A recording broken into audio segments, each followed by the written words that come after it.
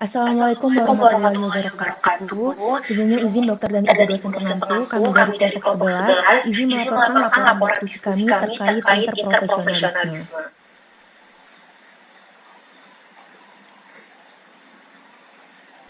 Berikut anggota kelompok dari kelompok kami,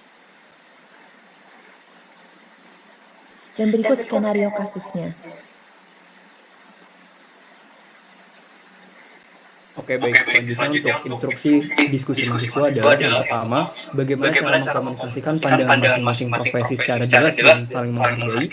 Dua, bagaimana cara menyelesaikan perbedaan pendapat dengan keterampilan resolusi konflik berbasis empati dan profesionalisme. Ketiga, bagaimana cara bekerja sama merumuskan rencana intervensi komprehensif yang mempertimbangkan aspek klinis, farmakoterapi, serta preferensi pasien dan keluarga. Next.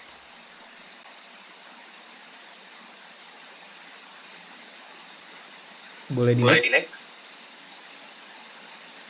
Oke, baik. Pendahuluannya, kolaborasi interprofesional antara dokter dan apoteker memiliki peran penting dalam meningkatkan mutu pelayanan kesehatan dan menjamin keselamatan pasien. Dalam praktek klinis, setiap profesi memiliki keahlian dan tanggung jawab yang saling melengkapi, terutama dalam pengelolaan terapi obat yang rasional dan berbasis bukti. Pada kasus seorang pasien laki-laki berusia 58 tahun dengan riwayat hipertensi dan diabetes mellitus tipe 2 yang dirawat karena demam serta ditemukan ulkus pada telapak kaki kanan, dokter meresepkan insulin, ciprofloxacin, dan kandansertan. Namun, apoteker menemukan potensi interaksi antara ciprofloxacin dan insulin yang dapat meningkatkan risiko hipoglikemia. Kondisi menuntut adanya komunikasi yang efektif dan profesional antara kedua profesi untuk menyampaikan pandangan masing-masing secara jelas dan saling menghargai. Melalui kerjasama yang baik, dokter dan apoteker dapat menyelesaikan perbedaan pendapat dengan empati, mempertimbangkan aspek klinis dan farmakoterapi, serta merumuskan rencana intervensi yang komprehensif demi mencapai terapi yang aman dan optimal bagi pasien.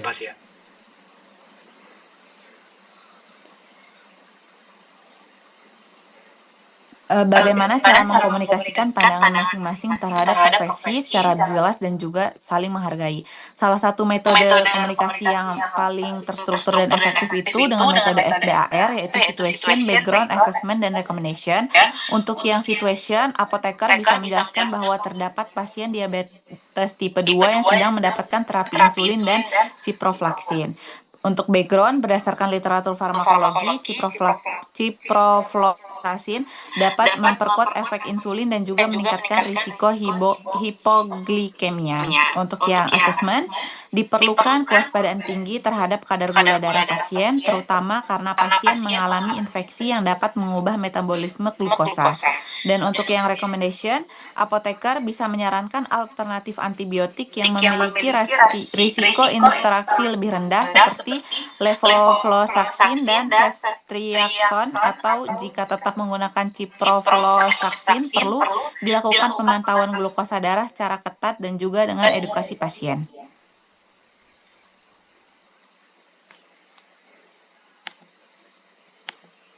Bagaimana cara menyelesaikan perbedaan pendapat dengan keterampilan resolusi konflik berbasis empati dan profesionalisme? Itu ada dua. Yang pertama, mendengarkan dan memahami sudut pandang profesi lain. Jadi apoteker itu perlu mendengarkan penjelasan dokter tentang alasan mempertahankan ciprofloxacin sambil berusaha memahami pertimbangan klinis yang mendasarinya. Sikap ini menunjukkan empati dan rasa hormat terhadap kewenangan serta tanggung jawab dokter. Yang kedua adalah menyampaikan informasi ilmiah dengan asertif dan sopan. Setelah mendengarkan, apoteker bisa menjelaskan potensi interaksi antara ciprofloxacin dan insulin secara profesional dan berbasis bukti ilmiah. Komunikasi ini dilakukan dengan bahasa yang netral dan berfokus pada keamanan pasien, bukan untuk menentang keputusan dokter. Lalu selanjutnya itu adalah menekankan tujuan bersama, yaitu keselamatan pasien. Baik dokter maupun apoteker itu perlu menyadari perbedaan pendapat, bukan mencari siapa yang benar, tapi memastikan terapi yang paling aman dan efektif bagi pasien. Lalu yang keempat itu adalah menggunakan pendekatan kolaboratif atau win-win. Jadi kedua belah pihak itu bersama-sama meninjau literatur dan pedoman terapi alternatif antibiotik yang tetap efektif namun dengan resiko hipoglikemik yang lebih rendah. Lalu yang terakhir adalah menjaga profesionalisme dan komunikasi positif. Profesionalisme itu tercermin dari sikap tenang dan saling menghormati serta menghindari konflik.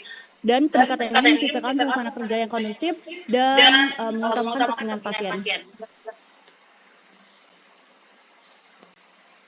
Baik, bagaimana cara bekerja sama merumuskan rencana intervensi komprehensif yang mempertimbangkan aspek klinis, farmakoterapi, serta preferensi pasien dan keluarga? Yang pertama ada asesmen klinis bersama, di mana yang pertama dilakukan evaluasi, lalu ditelaah regimen obat oleh apoteker, lalu yang ketiga identifikasi potensi interaksi obat. Misalnya di sini dalam kasus ini adalah ciprofloxacin dengan insulin yang bisa menyebabkan risiko hipoglikemi, lalu yang keempat integrasi penilaian klinis dan farmakoterapi sebagai dasar keputusan terapi. Lalu yang kedua ada peninjauan dan penyesuaian regimen farmakoterapi, di mana apoteker memberikan rekomendasi antibiotik alternatif dengan resiko efek samping yang lebih rendah. Nantinya dokter akan menyesuaikan dosis insulin untuk menjaga efektivitasnya. Lalu ini dilakukan dengan menggunakan pendekatan berbasis bukti dan komunikasi terbuka.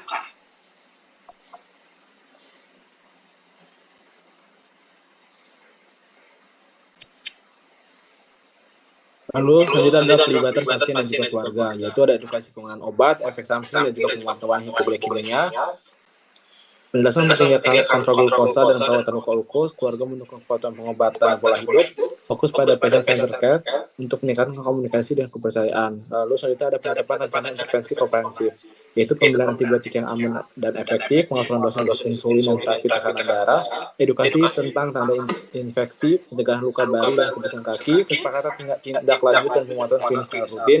Lalu yang terakhir ada evaluasi terapi dan tindak lanjut, yaitu pemantauan kondisi klinis dan penyembuhan luka oleh dokter, evaluasi, rekomendasi, serta praktik kolaboratif berkelanjutan untuk keselamatan dan juga kesembuhan pasien. Nah, jadi kesimpulannya adalah kolaborasi interprofesional antara dokter dan apoteker dalam kasus pasien diabetes dengan ulkus kaki ini menunjukkan bahwa komunikasi efektif, resolusi konflik berbasis empati, dan perencanaan intervensi yang terkoordinasi sangat penting untuk mencapai keselamatan dan keberhasilan terapi pasien. Melalui komunikasi terstruktur seperti SDAR, dokter dan apoteker dapat saling memahami sudut pandang profesi masing-masing dan menyampaikan rekomendasi berbasis bukti tanpa mengurangi rasa hormat profesional. Ketika muncul perbedaan pendapat, pendekatan empatik dan fokus pada tujuan bersama, yaitu keselamatan pasien, yang memungkinkan kedua belah pihak untuk menyelesaikan konflik secara profesional. Kolaborasi yang baik juga tercermin dari proses penyusunan rencana intervensi komprehensif, mulai dari asesmen klinis bersama, peninjauan farmakoterapi, pelibatan pasien serta keluarga, hingga evaluasi terapi yang berkelanjutan. Dengan menggabungkan keahlian klinis dan farmaseutik, tim kesehatan dapat memastikan terapi yang diberikan aman, efektif, serta sesuai dengan preferensi dan kebutuhan pasien. Pendekatan ini mencerminkan praktik pelayanan kesehatan modern yang berpusat pada pasien dan berbasis kolaborasi multidisipliner. Berikut daftar cetakannya. Baik, sekian presentasi dari kelompok kami. Wassalamualaikum warahmatullahi wabarakatuh.